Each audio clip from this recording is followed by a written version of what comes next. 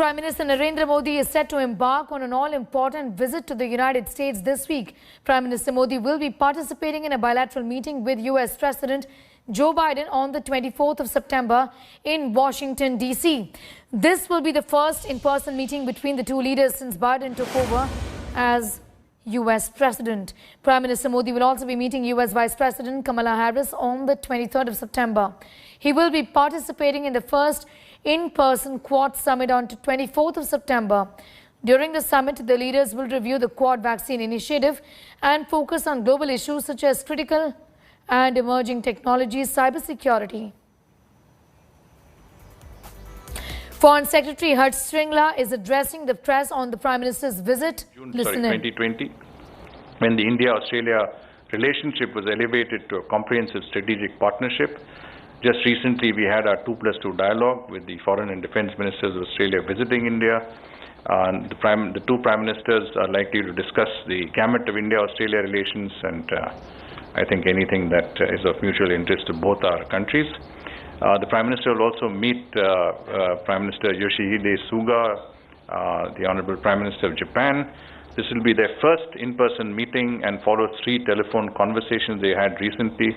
They will review progress in the close and multifaceted cooperation between India and Japan under the framework of the India-Japan Special Strategic and Global Partnership and discuss priorities for the future. The Prime Minister's visit with the compact program will bolster India's key strategic bilateral partnership with the United States and our close partners, Australia and Japan.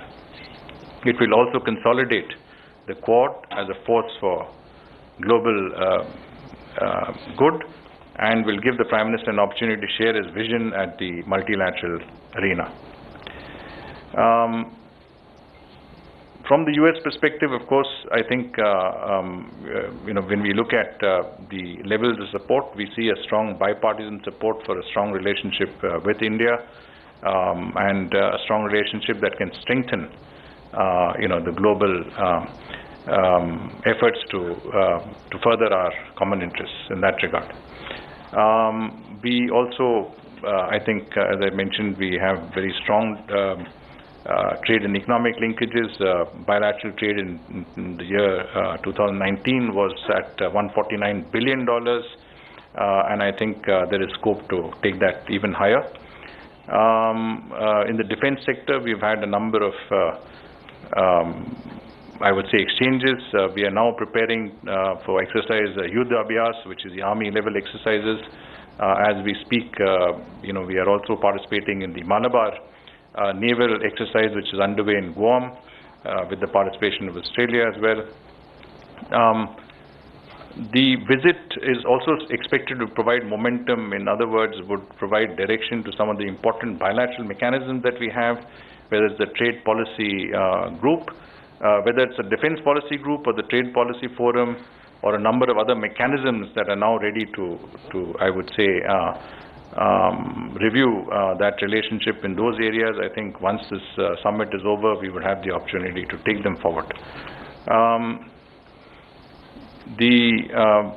would say finally, let us just summarize how we see the overall visit. I think India and the US are both vibrant, mature democracies. We share common values, including the rule of law, equality, freedom, and pluralism. We are both free market economies and proactive shareholders in global issues, committed to global prosperity, peace, and security. The upcoming visit of the Prime Minister would not only enhance peace, depth, and diversity of our bilateral relations, it would also give an opportunity to further strengthen our comprehensive global strategic partnership on issues of mutual concern. So I think I will stop here, Arindam, and if there are any questions, I'm happy to look at those. If your presence here is any indication, I'm sure there are a lot of interest. I can already see hands going up. So we'll take a group perhaps. Which one should I start off with? Maybe here, right here. Just one second, then I'll come to you. Hi, this is Sachin from the Times of India. My question is about AUKUS, this new pact which US has recently announced with the UK and Australia. There are concerns here that this could end up diluting the agenda of the first in-person Quad summit, if not the Quad itself. at least in the area of security in the Indo-Pacific. So are these concerns justified? Does the Indian side plan to take it up with the Americans in the bilateral in Washington? And did the Americans inform India about this before going ahead with the announcement of AUKUS? Thank you. Please, yeah. Foreign Secretary, related question. Our own deal with the United States on submarines has been languishing for quite some time. Emboldened by the supply of nuclear submarines, the promised supply under AUKUS to Australia, would we press harder? What is it that we are expecting, in terms of cutting-edge military hardware which we can get from the US? Thank you. Sorry, just 1 second. I had a hand here.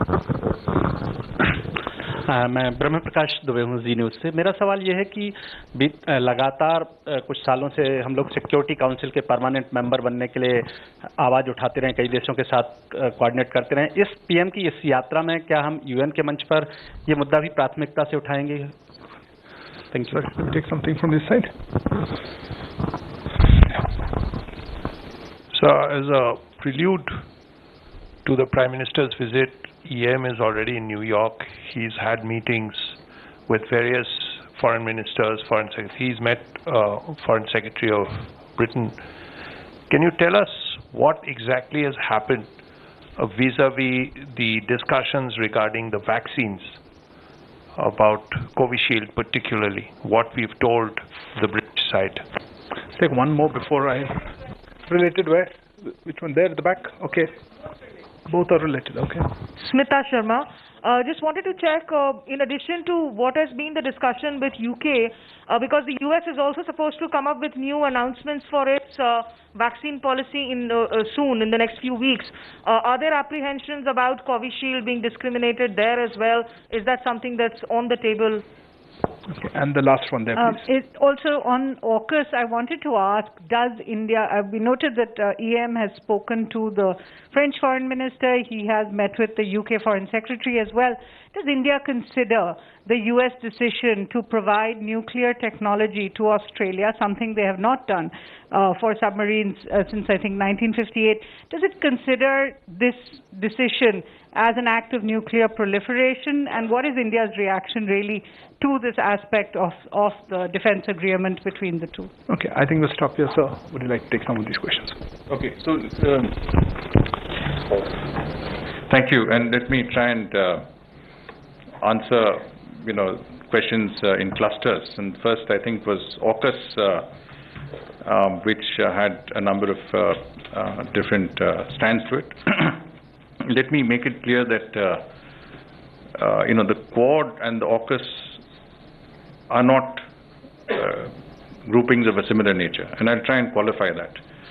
The Quad is a plurilateral grouping, a group of countries that have, a shared vision of their attributes and values. They also have a shared vision of the Indo-Pacific region as a free, open, transparent, inclusive region.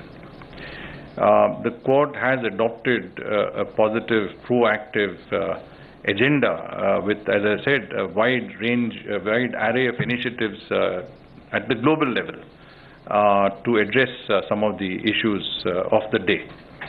This includes dealing with the COVID-19 pandemic, including the supply of vaccines to the Indo-Pacific region. It includes working on new and emerging technologies. It includes working on issues like climate change, infrastructure, maritime security, education, humanitarian assistance and disaster relief. There's a wide array of initiatives that the Quad has undertaken, which is, as I said, designed to cater to the requirements of the Indo-Pacific region. On the other hand, AUKUS is a security alliance between three countries. We are not party to this alliance. From our perspective, this is neither relevant to the Quad, nor will it have any impact on its functioning. I think with regard to Suhasini's question on nuclear proliferation, I saw that the Australians have clarified that they are working on a nuclear-propelled submarine. That means propulsion is based on nuclear technology, but it would not have any nuclear weapons, and as such will not be in contravention with any of Australia's or international commitments with regard to the issue of nuclear proliferation. But this, as I'm saying, is what I've seen, and I'm not saying it from any other perspective. With regard to, let's say, permanent membership, I think the question Brahm Prakash ji ne aapne pucha tha, Zee News se India का permanent membership का प्रयास, तो इसके बारे में India हमारे भारत का अमृत महोत्सव और यूएन के 75वीं वर्षगांठ कोइंसाइड हो रहा है, और इस अवसर पर प्रधानमंत्री ज़रूर उनकी एड्रेस में, जैसे मैंने कहा, ये जिक्र ज़रूर करेंगे कि यूएन रिफॉर्म कैसे हो सकता है, इसकी ज़रूरत है, और किस प्रकार से यूएन मेंबरशिप को परमानेंट, जो यूएन सिक्योरिटी काउंसिल रिफॉर्म के मुद्दे हैं उसको कैसे मतलब हम अटेन कर सकते हैं, इसमें ज़रूर बातें होगी, चर्चा होगी, और यूएन में हमारे ज़रूर प्रयास होगी इस साल, जो कि एक बहुत महत्वपूर्ण साल है हमारे लिए और यूएन के लिए भी, इसमें हम कैसे हमारे ऑब्जेक्टिव्स को सिक्योर कर सकते हैं, हम ज़रूर इसमें हम ज़रूर शामिल होंगे इस डिस्कशन में. I think the issue of vaccines. I think Sirinjoy's question was the issue of the UK's approach on vaccines. Now, the basic issue is that here is a vaccine, Covishield, which is a licensed product of a UK company, manufactured in India, of which we have supplied 5 million doses to the UK at the request of the government of the UK. We understand that this has been used in the national health system, and therefore non-recognition of Covishield is a discriminatory policy and does impact on those of our citizens traveling to the UK. The Honourable External Affairs Minister, from what I understand, has raised this issue strongly with his counterpart, the new Foreign Secretary of the United Kingdom, and I'm told that certain assurances have been given that this issue would be resolved, and as you saw, the Minister has said that these issues should be resolved at the earliest possible to mutual satisfaction. We have also offered some of our partner countries the option of a mutual recognition of vaccination certificates or vaccine certification, but these are reciprocal measures. I think if obviously, as we go along, we will have to see how it goes. But if we don't get satisfaction, we would be within our rights to impose reciprocal measures.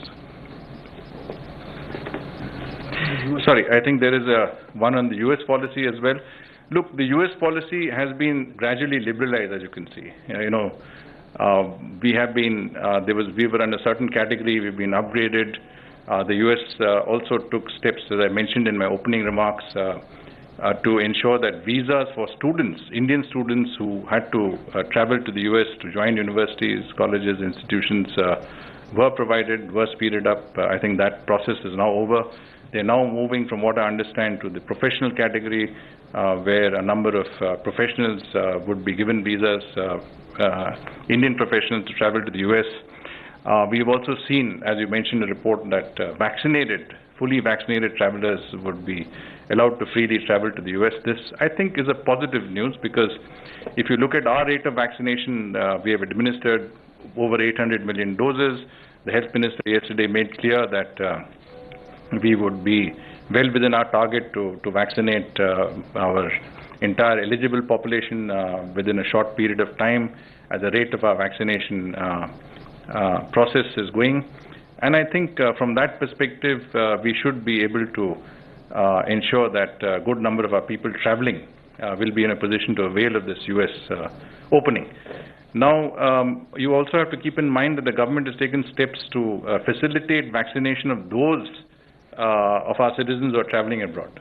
Students, professionals, anyone going on official work, your vaccination will be expedited, and the period between 2 doses will be shortened. So that will also help our people in availing of systems. And I think increasingly in the international regime, you will find that there would be a requirement of people to be vaccinated before traveling. And this is already being seen. Even in our own country, if you have to enter malls, you have to show vaccination certificates. And I think this is something that, as the rate of vaccination increases, will certainly be an increasing trend. Thank you. Next round of questions. I have seen a hand here. Foreign Secretary, you mentioned that we have comprehensive Please go ahead. strategic partnership with the U.S. and there is convergence of interests, and we're going to be talking about defense issues as well. Now, my question is, now the U.S. and the U.K. are going to be given technology to Australia for their nuclear-powered submarines, whereas the U.S. has refused to even discuss with India the issue of nuclear reactor propulsion technology for Indian aircraft carriers, Indian carriers and aircraft. Why is this so? Please.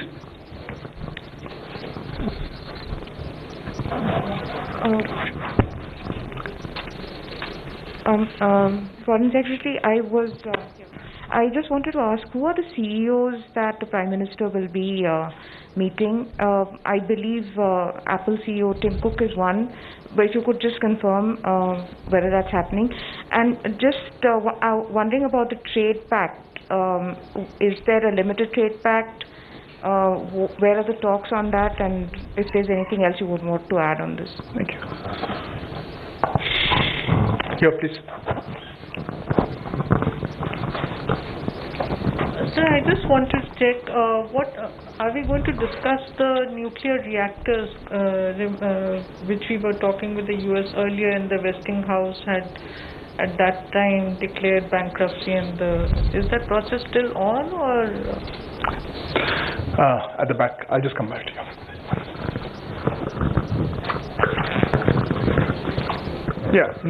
Who's going to take it? Okay, anyway, go ahead.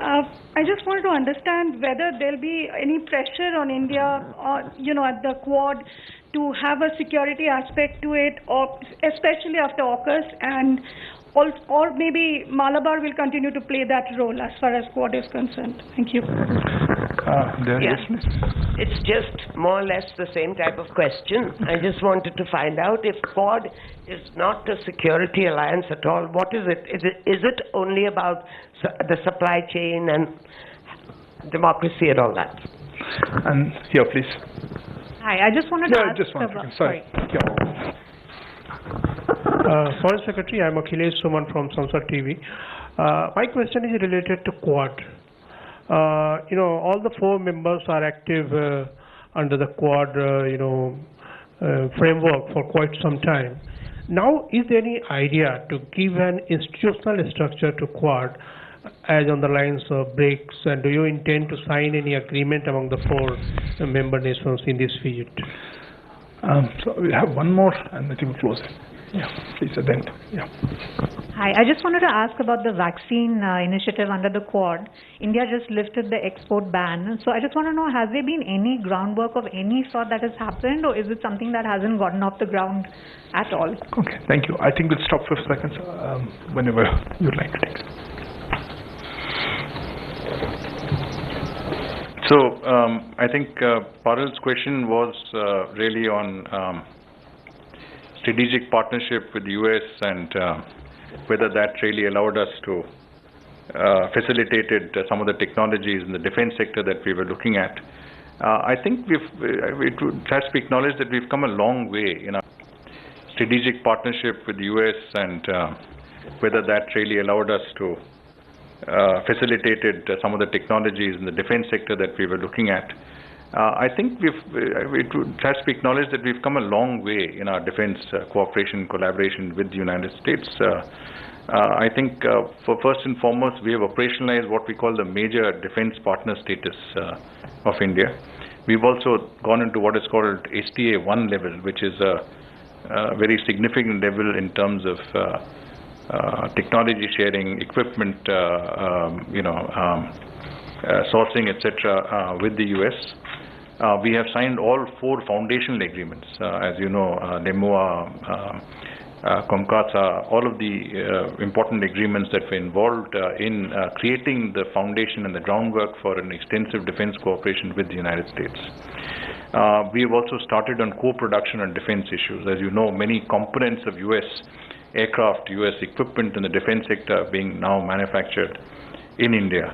And we have a very active group that encourages co-innovation. So innovation is an important part also of our joint involvement in the defense sector and defense industry. So I think we have very extensive cooperation. We have cooperated across the board. We have had access to some very important defense equipment from our perspective. There is a greater level of interoperability that has been achieved. And I think we have every reason to be satisfied with the level of our defense engagement with the United States. It's a partnership.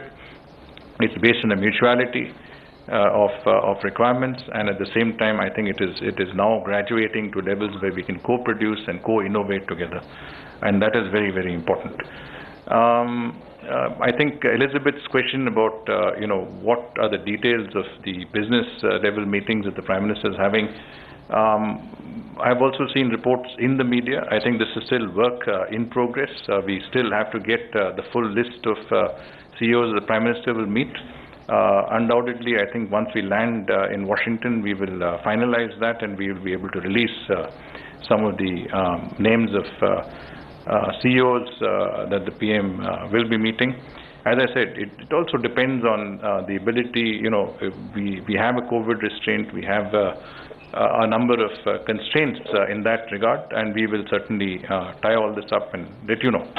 But certainly meetings have been tied up. We need to finalize these and let you know. With regard to limited trade pact, I think, as you know, there was some discussion with the previous administration on a limited trade deal. Our Commerce and Industry Minister has had some exchanges with his counterpart, the U.S. Trade Representative, Catherine Tai. I think they will continue to discuss many areas of our investment and trade regime, and whether that leads up to a continuation of a free trade agreement or a part agreement. That is something that we have to see. With regard to civil nuclear cooperation, in particular industrial cooperation, and I think the mention of Westinghouse was made, I think what is important is that our relevant authorities are in touch with, to be more specific, NPCIL, which is the company that deals with issues relating to the maintenance and running of nuclear reactors in India, is in touch with Westinghouse, and discussions are underway on how to proceed. We obviously have some positive movement, but there is also issues that have to be addressed, including liability and so on and so forth. But I think these are fairly positive discussions, and my sense is that they're going quite well. I think there was a question by Nayana on whether the Malabar exercise is a Quad exercise. I think there is no link between the Malabar exercises and Quad, and there is no link between AUKUS and Quad either. I think I've made that clear. That was the first question. AUKUS is a security alliance. Quad is a different group of countries working on a different vision. And in the same sentiment, Malabar exercises are those that are done between nations but has nothing to do with Quad. At the same time, we don't see Quad as a group, as a framework, has come a long way. As you know, initially Quad was meeting at the senior officials level, then they met at the foreign ministers level in 2019, then at the summit level in 2021, and now